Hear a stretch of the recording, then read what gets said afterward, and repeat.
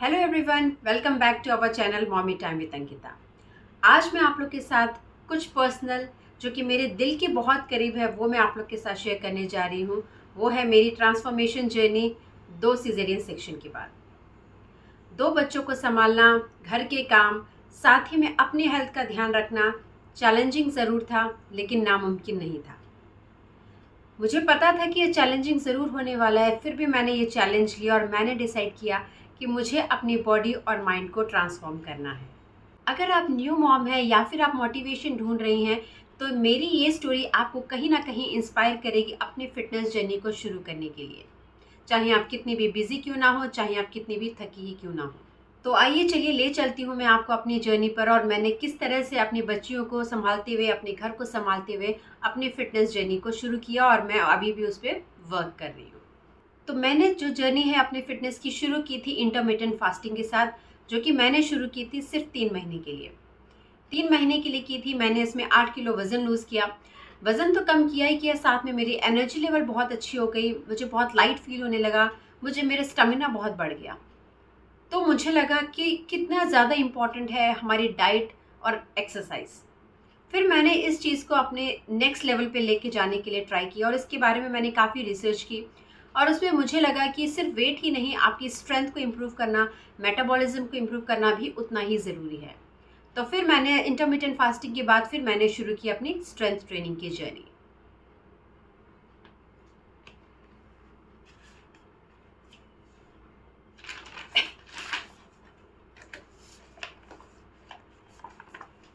तो चलिए सबसे पहले देखते हैं कि starting strength training at home. तो मैंने एक मॉम होने के नाते 2 बच्चियों को संभालते हुए, घर की सारी जिम्मेदारी को संभालते हुए इतना आसान नहीं था कि मैं जिम जाकर ये सारा चीज़ कर पाऊँ। तो मैंने कोशिश किया कि ये वक्त जो है मैं अपने घर पर ही दूँ और अपने घर पे ही वर्कआउट शुरू करूँ। तो शुरू के जो टाइम में था मैंने सीखा, मैंने जो है बॉडी वेट एक्सरसाइजेस बिना किसी इक्विपमेंट्स के, बिना किसी डंबल्स के, मैंने बॉडी वेट एक्सरसाइजेस ही काफ़ी लंबे वक्त तक, कम से कम 5 से 6 महीने एक्सरसाइजेस किए। उससे जो है मैंने कंसिस्टेंसी को डेवलप किया, हैबिट्स को सीखा, किस तरह से एक्सरसाइज करते उसके फॉर्म को सीखा। फिर जब मैंने बॉडी वेट से मुझे काफ़ी हद तक कॉन्फिडेंस आ गया, फिर मैंने डंबल्स इंट्रोड्यूस किए। पहले तो मेरे घर पे सिर्फ 1 kg का ही डंबल था।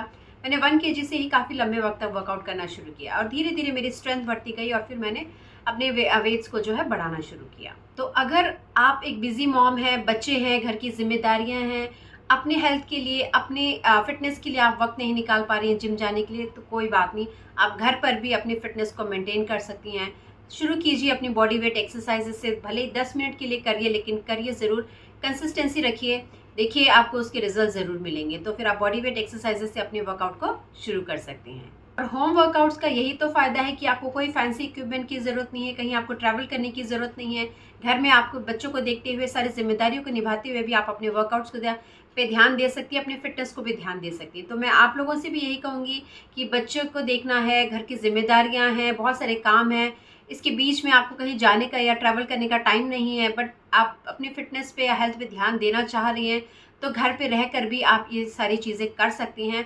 आप होम वर्कआउट से ही कर सकती हैं। शुरू में जो है बॉडी वेट से ही स्टार्ट करिए। जैसे ही आपकी कंसिस्टेंसी डेवलप हो जाए, आपको कॉन्फिडेंस डेवलप हो जाए, फिर आप डंबल्स भी स्टार्ट कर सकती हैं। उसके बाद इवन आप जिम भी ज्वाइन कर सकती हैं। द फर्स्ट थिंग इज़ कि आपको कंसिस्टेंसी मेंटेन करनी है। नेक्स्ट है balancing workouts with mommy life. देखिए, बीइंग अ मॉम, 2 छोटे छोटे बच्चों के साथ, आपको घर की जिम्मेदारियों के साथ अपनी हेल्थ और फिटनेस को ध्यान में रख पाना आसान नहीं होता है। चैलेंजिंग ज़रूर होता है लेकिन नामुमकिन नहीं होता है, इम्पॉसिबल बिल्कुल भी नहीं होता है, क्योंकि the word impossible itself says I am possible. तो कोई भी चीज़ नामुमकिन या इम्पॉसिबल नहीं होती है।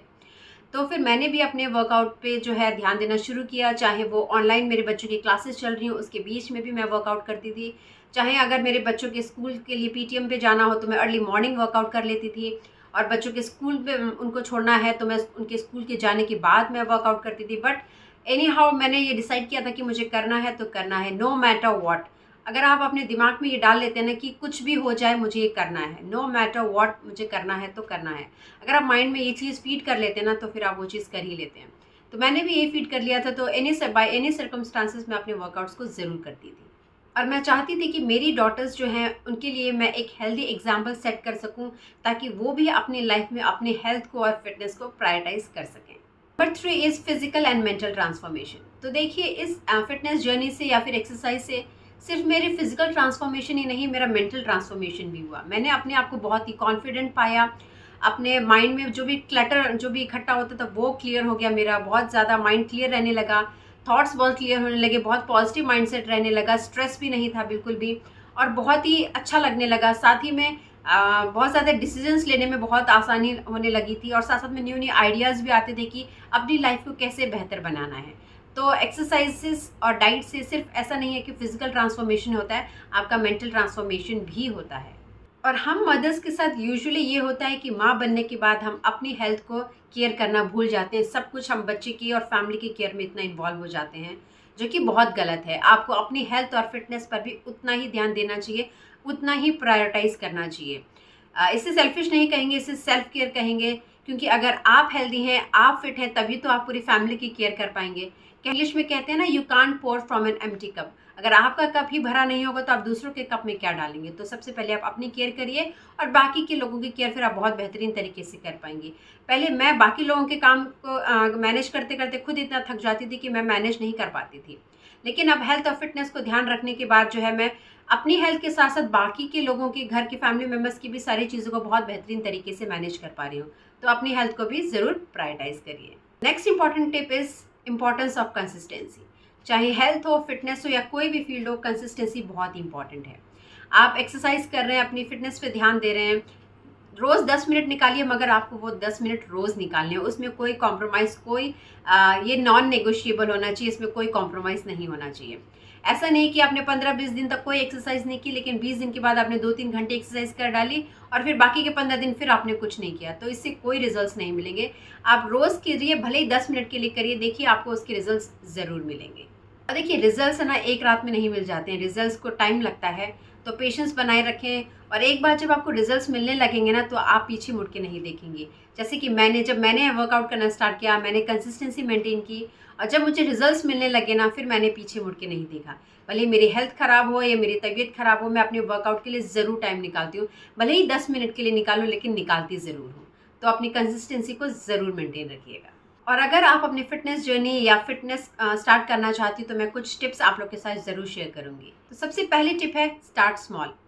ज़रूरी नहीं है कि आपको 10 किलो वेट लूज़ कर लेना है या 10,000 स्टेप्स चल लेना है, बिल्कुल भी नहीं। आप 10 से 15 मिनट की वॉक से स्टार्ट करिए, धीरे धीरे उसमें चीज़ों को ऐड ऑन करिए, आपको रिजल्ट्स ज़रूर मिलेंगे।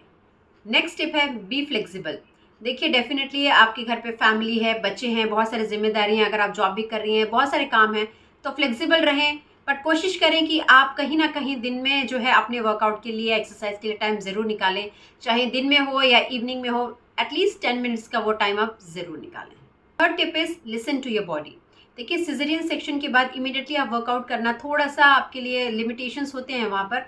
बट एक बार जब आपकी बॉडी धीरे धीरे रिकवर करने लग जाए, शुरू में थोड़ा सा टाइम लगता है, लेकिन एक बार जब रिकवर करने लग जाए, डॉक्टर आपको ग्रीन सिग्नल दे दें कि आप वर्कआउट स्टार्ट कर सकते हैं, तो धीरे धीरे अपने एक्सरसाइजेस पे आप ध्यान दें, और धीरे धीरे वेट्स अगर इंट्रोड्यूस करना चाहते हैं, वेट्स इंक्लूड करें, या फिर जो भी आपको एक्टिविटी पसंद है, चाहे जुम्बा हो गया, पिलाटेस हो गया, योगा हो गया, उसे ज़रूर आप इंक्लूड करें। Next step is celebrate small wins. या तो आपने 1 केजी वेट लूज़ कर लिया, या आपने ज़्यादा रेप्स कर लिए, या ज़्यादा आपने सेट कर लिए, या फिर आपने ज़्यादा वेट्स उठा लिए, उस छोटे छोटे विन्स को ना आप सेलिब्रेट ज़रूर करिए। वो चीज़ जो है आपको मोटिवेट करती है आगे बढ़ने के लिए। तो छोटे छोटे विन्स को सेलिब्रेट करना ना भूलें। तो ये थी मेरी ट्रांसफॉर्मेशन जर्नी, इंटरमिटेंट फास्टिंग से लेकर स्ट्रेंथ ट्रेनिंग तक, और अभी भी ये प्रोग्रेस में है। लेकिन मैं खुश हूँ कि मैंने ये जर्नी यहाँ तक कर ली है, और आगे भी अभी करूँगी। लेकिन मैंने ये स्टोरी आप लोगों के साथ इसलिए शेयर की कि हम मदर्स क्या कर लेते हैं, अपनी हेल्थ और फिटनेस को बैक सीट पे रख लेते हैं, और बाकी कामों को ज़्यादा प्रायोरिटाइज़ कर लेते हैं। लेकिन मैं कहूँगी कि अपनी हेल्थ और फिटनेस को आप प्रायोरिटाइज़ करिए। देखिए, बाकी सारे एस्पेक्ट्स आपके लाइफ के जो हैं, उसमें भी आप ट्रिमेंडस इंप्रूवमेंट देखेंगे। तो चाहे आप न्यू मॉम हैं, बिजी मॉम है, या अपनी फिटनेस जर्नी में रुक गई हैं, तो मैं बस आपसे यही कहूँगी कि अगर मैं कर सकती हूँ, तो आप भी कर सकती हैं। It's never too late to start. Push yourself and keep moving. Thank you. Thanks a lot.